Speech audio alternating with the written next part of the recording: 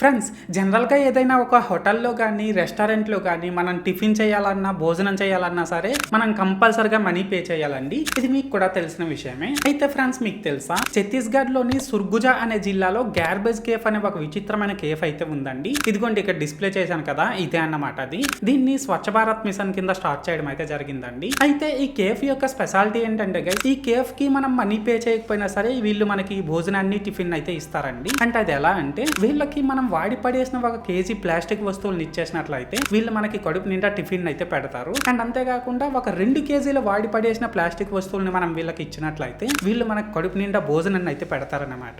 So మొత్తానికి ఏదేమైనప్పటికీ వాడి పడేసిన ప్లాస్టిక్ వస్తువులను ఇస్తే వీళ్ళు మనకి భోజనాన్ని, టిఫిన్ ని పెట్టడం అనేది నాకైతే చాలా ఇంట్రెస్టింగ్ గా అనిపిస్తుందండి. మరి మీకేమనిపిస్తుందో అది కామెంట్ సెక్షన్ లో చెప్పేయండి. అండ్ మీరు ఇంకా ఈ వీడియోని లైక్ చేయకపోతే వెంటనే లైక్ చేసేసి మన ఛానల్ ని వెంటనే సబ్స్క్రైబ్ చేసుకొని నన్ను కొద్దిగా సపోర్ట్ కూడా చేసేయండి. ఓకేనా?